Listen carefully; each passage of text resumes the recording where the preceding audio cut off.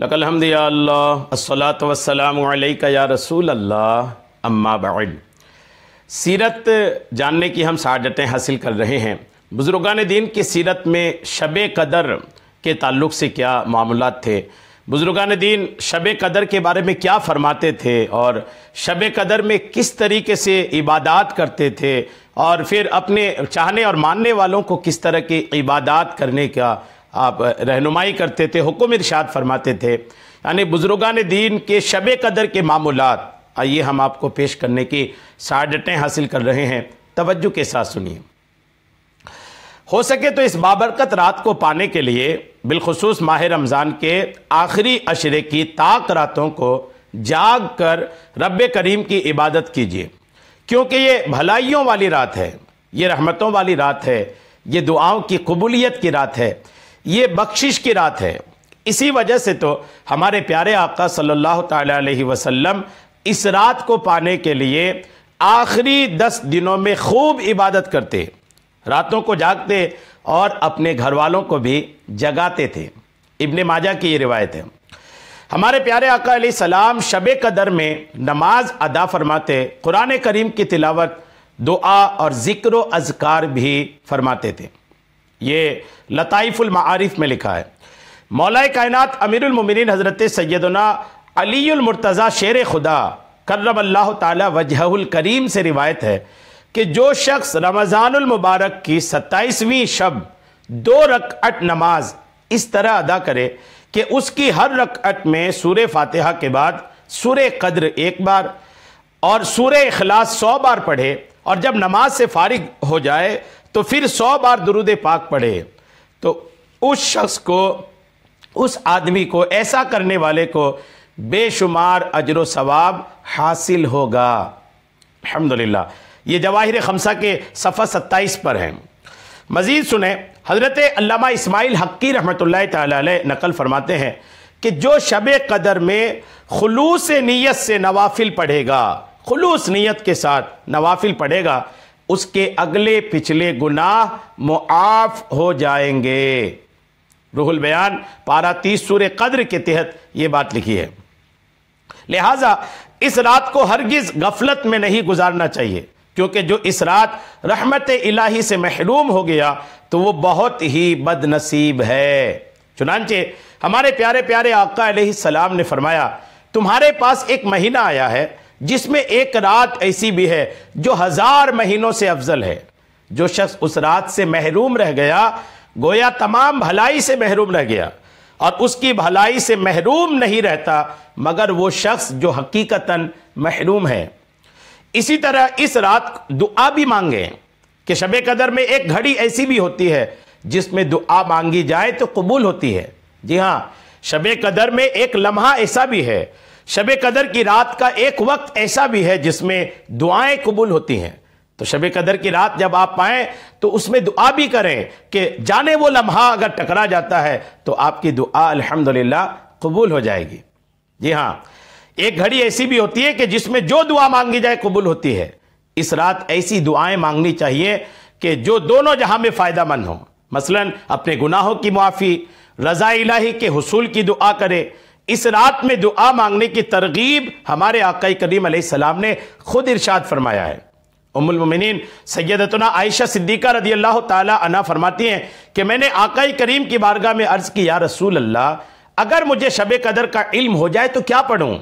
तो आका करीम ने इरशाद फरमाया, इस तरह दुआ मांगो, अल्लाहुम्मा इन्नका अफ़ुव्वुन करीमुन तुहिब्बुल अफ़्वा फ़अफ़ु अन्नी। ये शब कदर की दुआ है। अल्लाहुम्मा इन्नका अफ़ुव्वुन करीमुन तुहिब्बुल अफ़्वा फ़अफ़ु अन्नी। इसको कसरत के साथ पढ़नी चाहिए। लैलतुल कद्र की रात, शब कदर की जो रात है, वो रात गुजरने के बाद जो दिन आता है ना, उस दिन की भी फजीलत है।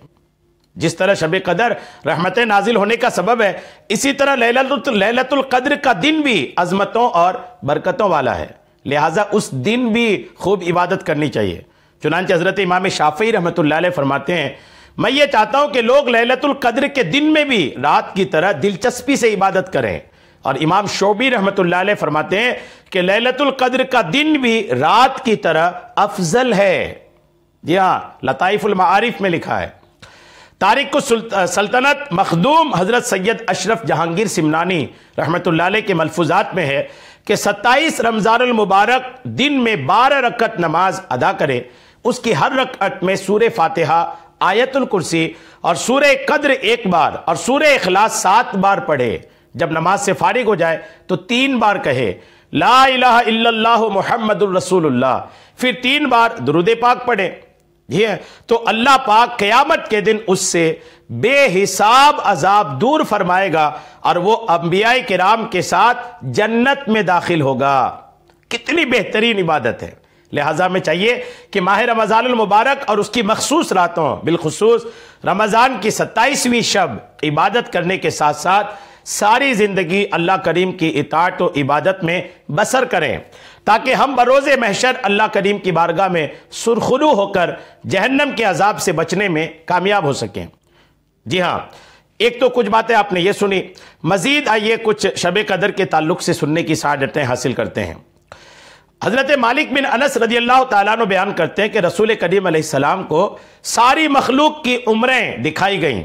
आप अलैहिस्सलाम ने अपनी उम्मत की उम्र सबसे छोटी पाई तो गमगीन हुए कि मेरे उम्मती अपनी कम उम्री की वजह से पहले की उम्मतों के जितने नेक आमाल नहीं कर सकेंगे। चुनांचे अल्लाह पाक ने नबी के गम की वजह से शब कदर अता फरमाई, जो दिगर उम्मतों के 1000 महीनों से बेहतर है। तफसीर कबीर जिल्द 11 सफ़ा 231। रसूल करीम अलैहिस्सलाम ने फरमाया कि जो शख्स शब कदर में ईमान और इखलास के साथ इबादत करे उसके पिछले गुनाह बख्श दिए जाएंगे। बुखारी शरीफ की रिवायत है। इस हदीस पाक की वजाहत में मुफ्ती अहमद यार खान नईमी लिखते हैं कि रमज़ान में रोज़ों की बरकत से गुनाह सगीरा मुआफ़ हो जाते हैं और तरावी की बरकत से गुनाह कबीरा हल्के पड़ जाते हैं और शब कदर की इबादत की बरकत से दर्जे बढ़ जाते हैं। मरातुल मनाजी जिल्द 3 सफ़ा 134।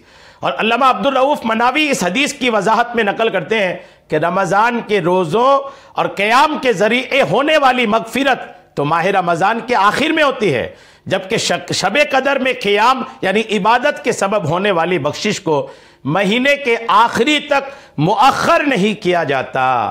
फैज़ुल कदीर में यह बात लिखी है।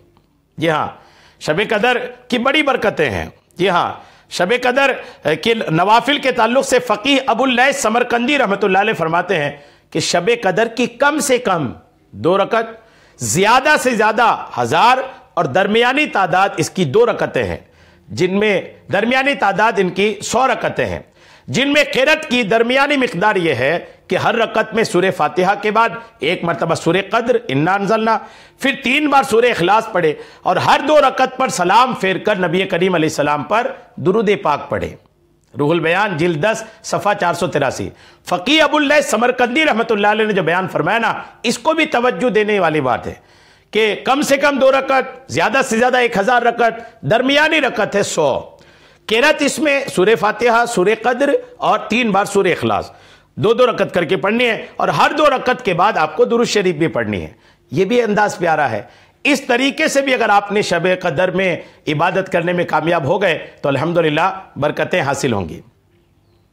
ये बात शरीअत इस्लामिया के मुसल्लमात में से है, मानी हुई बात है कि अल्लाह वहदहु ला शरीक ने माह व साल का, महीना और साल का निज़ाम बनाया और कायनात में मुख्तलिफ चीज़ों को एक दूसरे के मुकाबले में शर्फ और फजीलत से नवाजा। फिर आलम दुनिया के हर शोबा को आयत करीमा फद्दलना बादुम अला बाद का मिस्ताक बनाया। चुनांचे बाज़ महीनों को बाज़ पर और बाज़ दिनों को बाज़ पर फजीलत दी, इसी तरह बाज़ रातों को बाज़ रातों पर फजीलत दी और बरतरी हासिल है, जिससे किसी को भी इनकार नहीं। इमाम गज़ाली रहमतुल्लाह अलैह साल में 15 रातें फरमाते हैं कि खैर की तिजारत गाहें हैं और तालिब आखिरत ताजिर है। 15 रातें, जी हाँ, 15 रातों में एक शब कदर भी है। रमज़ानुल मुबारक की रातों में से एक रात शब कदर कहलाती है, जो बहुत ही कद्र व मंजिलत और खैर और बरकत की हामिल रात है। इस रात को अल्लाह ताला ने 1000 महीनों से अफजल करार दिया है।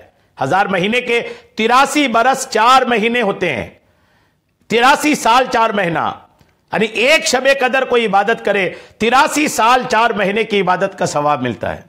जिस शख्स की ये रात इबादत में गुजरी गोया उसने 83 साल 4 माह का जमाना इबादत में गुजारा। 83 वर्ष का जमाना कम अज कम, ये क्योंकि खैर मिन अल्फ शहर कहकर इस अम्र की तरफ इशारा फरमाया कि अल्लाह करीम जितना जायद अता फरमाना चाहेगा अता फरमा देगा।